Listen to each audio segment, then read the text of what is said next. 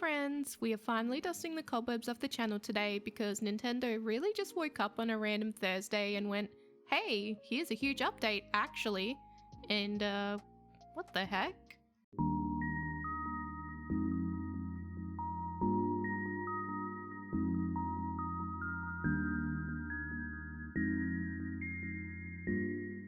Before we get into all the juicy stuff though, let me show you real quick what we're going to be working on today.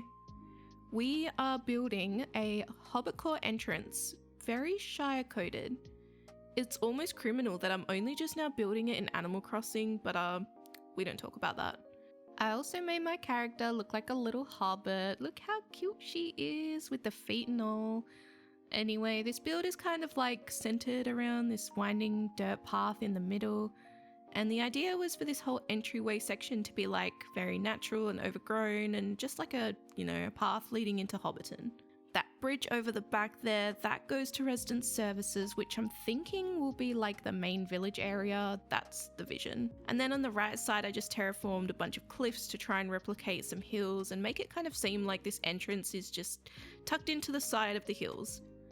I didn't want to use too many like actual furniture items, so I just went with some mush parasols and some actual mushrooms, and also a bunch of wheat fields to like complement all the foliage, which is really the star of this build, let's be real. So let's keep working on that, and let's also talk about the mass hysteria that Nintendo unleashed when they were just like, oh, by the way, Animal Crossing 3.0 in January. Anyway, have a good day. I'm sorry? Like, not even part of a direct or anything. All those directs I sat through the last 4 years, and this is how they announce it? They're probably laughing at us, honestly. Like, I'm not even kidding. I was just telling my partner about how I'm just like done with Animal Crossing until the next game. And not even 5 minutes later, he's like, oh, there's a 3.0 update announcement. Like, what? Nintendo literally told us that the last update would be, the last update. So I've obviously been expecting a new Animal Crossing game. What I was not expecting though was the free update we're getting plus a Switch 2 edition. There was a lot of laughing and then some crying, and then I watched the trailer and cried again, and suddenly all my Animal Crossing burnout was cured, and now here we are. So yeah, I'm honestly kind of shocked by what they're giving us, considering we were, never supposed to get this update.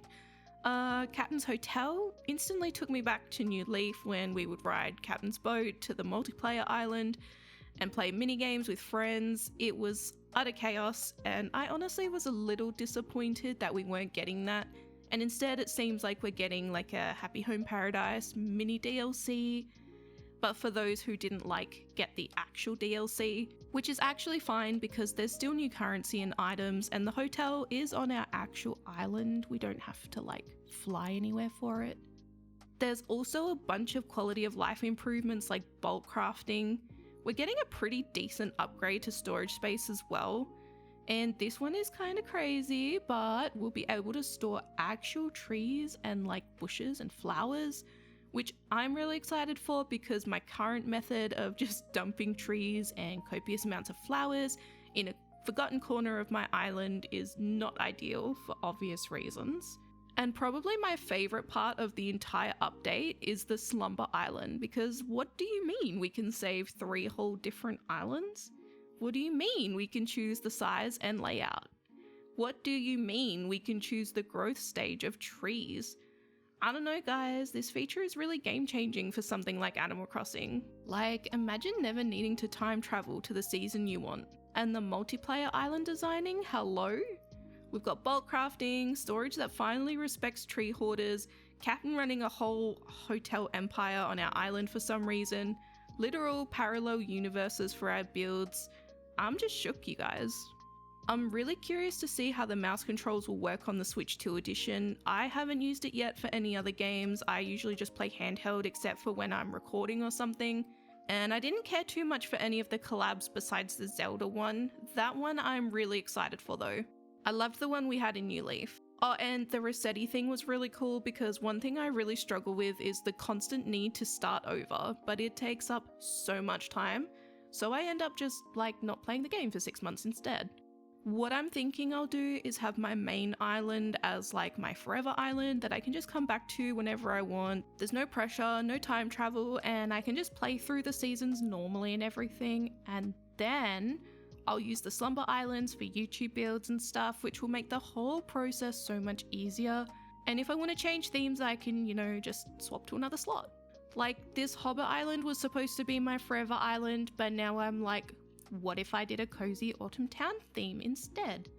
Please let me know in the comments if I should stick it out with Hobbit core or switch it up to something more autumn themed, because I cannot decide. Anyway, I think I've talked enough for now, so I'm just going to go quiet while we work on the rest of the build, and I'll see you again towards the end of the video.